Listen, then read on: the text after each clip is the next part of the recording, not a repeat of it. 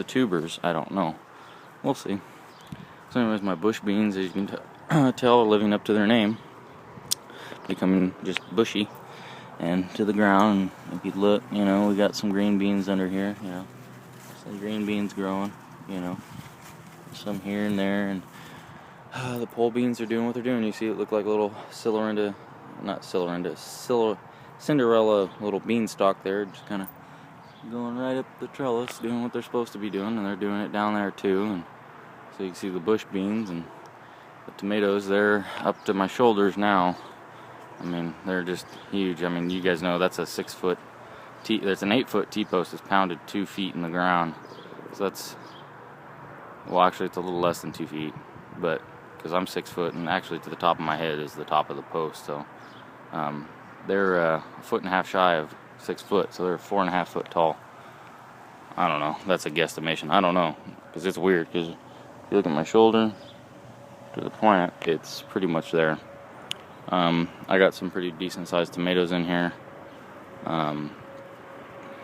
I'll have to walk down there and show you. It's kind of a madhouse.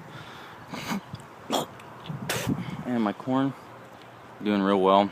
The old, bigger variety in the back, the later variety is a taller corn, so it's getting up there. The middle one will be probably the tallest. This is supposed to only be a 4.5 foot to 5 foot plant, and some of these guys are as tall as I am. So the fertilizer I gave them did real well. They look like they're putting on pretty good ears. I water them every other day now, trying to give them enough water so that they'll put on good ears of corn. My peas are done. They're going to die back in this heat. This 100-degree weather is going to kill them. If they stay alive, I'd be surprised. But I'm letting a few of them go full term with the pods to seed because I want to save it. I like this pea variety. It's called Easy Peasy. It's a cornucopia seed. You can buy them at Osh, plain and simple. And the squash in this row are actually doing okay, considering they get sun, shaded. And so, yeah. But other than that, their squash are doing okay. We'll walk down here. My little tarp is to block the sun from heating onions up. When you cure onions, because that's what I'm doing, is I'm curing these little guys. They have to be cured in order to be stored, and they cannot have direct sunlight. It's not good for them. So anyways, little update over here. I lost 2 yellow squash to a gopher, and on the second one I was actually able to trap the gopher, but I did lose 2 squash in the process, and even some okra. He was sucking down some okra.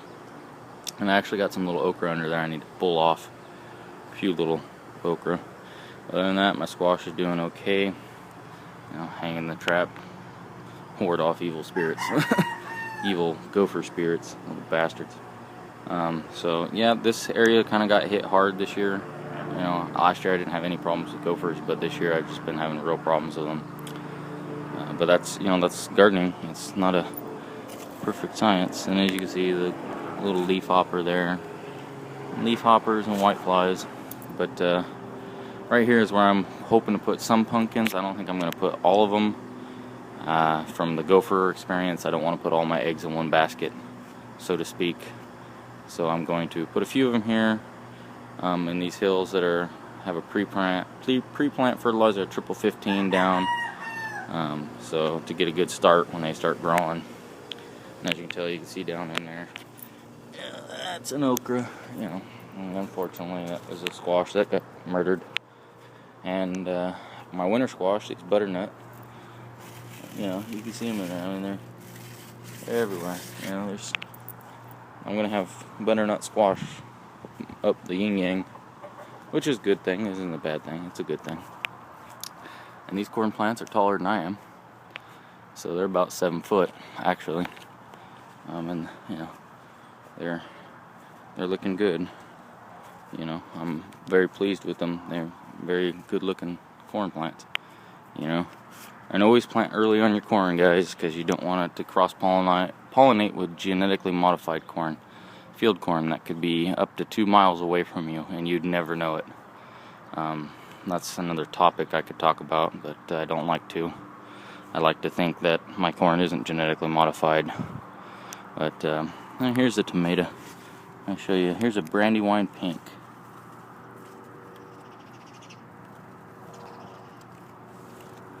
And check the bottom. I don't see any blossom end rot, but it's a decent size, tomato. And you'll see them in there. It's a jungle in there. It's a friggin' nightmare.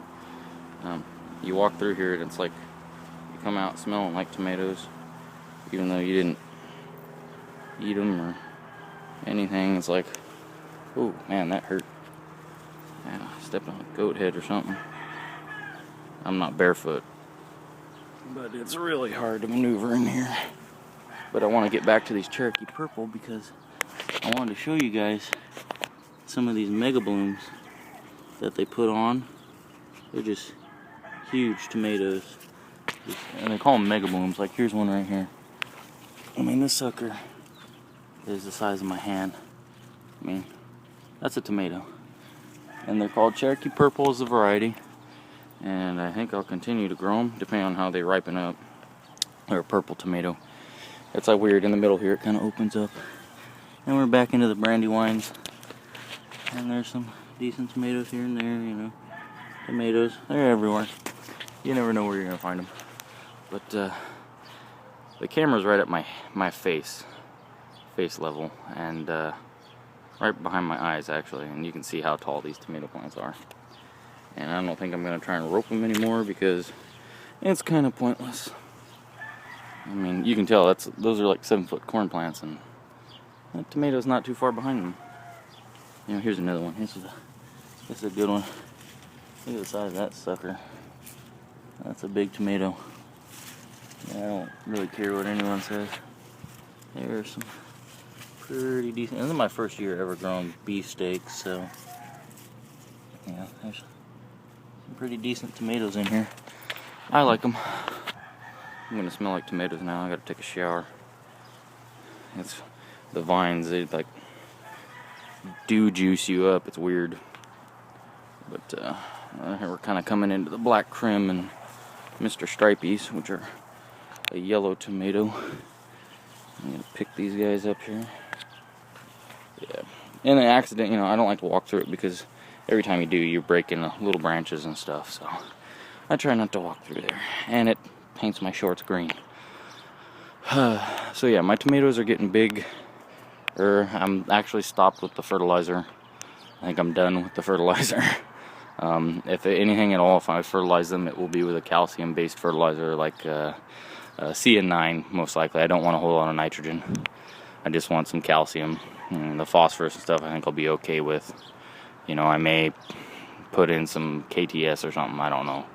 I gotta go to work and sit down with my boss and talk about buying some, like a 5-gallon bucket of each or something. Spend a little money to, grow a little food. But that's pretty much it. When I plant my tobacco and my giant pumpkins, which are in the house, I'll make another video. So I'll see you guys all later.